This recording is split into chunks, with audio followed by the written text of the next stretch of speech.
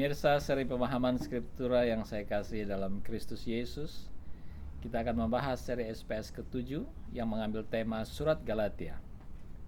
Pada bagian ke-21 ini kita akan membahas Galatia pasal 2 ayat 11 sampai dengan 14. Pada bagian ini dengan keras Paulus menentang Kefas atau Petrus. Dia menceritakan setelah sidang di Yerusalem, Kefas datang ke Antiokhia. Kapan? Tidak disebutkan. Dan dengan tujuan apa juga tidak disebutkan.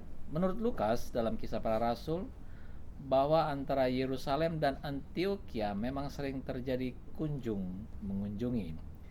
Kisah Rasul pasal 11 ayat 19-27, pasal 14 ayat 26, pasal 15 ayat 1 dan seterusnya. Dan oleh karena permasalahan dalam perjamuan makan bersama, maka Paulus berterang-terang menentang Kefas, dan tindakan Kefas disebutnya sebagai tindakan yang salah. Permasalahannya demikian, sebelum kalangan Yakobus, sebutan lain dari musuh Paulus yang disebutnya juga dengan saudara-saudara palsu datang. Petrus makan semeja dengan orang-orang non-Yahudi, namun ketika kalangan Yakobus, orang-orang Kristen Yahudi yang setia kepada Taurat datang ke Antiokhia, Petrus sebagai soko guru bagi orang-orang Kristen Yahudi tidak mau lagi ikut makan semeja dengan orang-orang Kristen tak bersunat. Dalam hal ini Petrus memposisikan diri sebagai wakil bagi orang-orang Kristen Yahudi yang bersunat. Dalam hukum Taurat atau halakah, tidak diperbolehkan orang-orang bersunat makan semeja dengan orang-orang tak bersunat. Dan hal inilah yang dilakukan oleh Petrus ketika kalangan Yakobus datang. Rupanya konflik yang sebenarnya telah didamaikan oleh hasil konven di Yerusalem kembali memanas dalam peristiwa ini.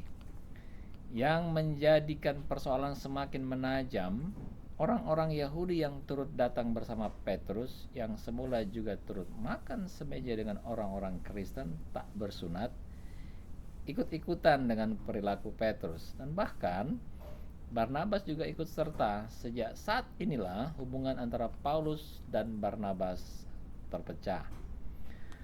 Perbuatan yang dilakukan oleh Petrus dan yang mengikutinya ini disebut oleh Paulus sebagai tindakan yang tidak pada jalan kebenaran Injil.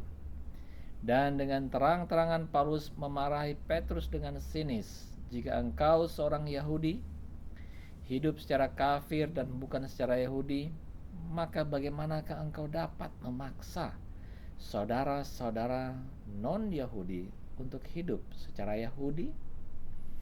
Dalam programnya, Petrus dan partainya berusaha untuk memaksa orang-orang Kristen non-Yahudi untuk bersunat dan hidup di bawah hukum Taurat. Padahal Petrus sendiri sebenarnya telah makan bersama dengan orang-orang non-Yahudi.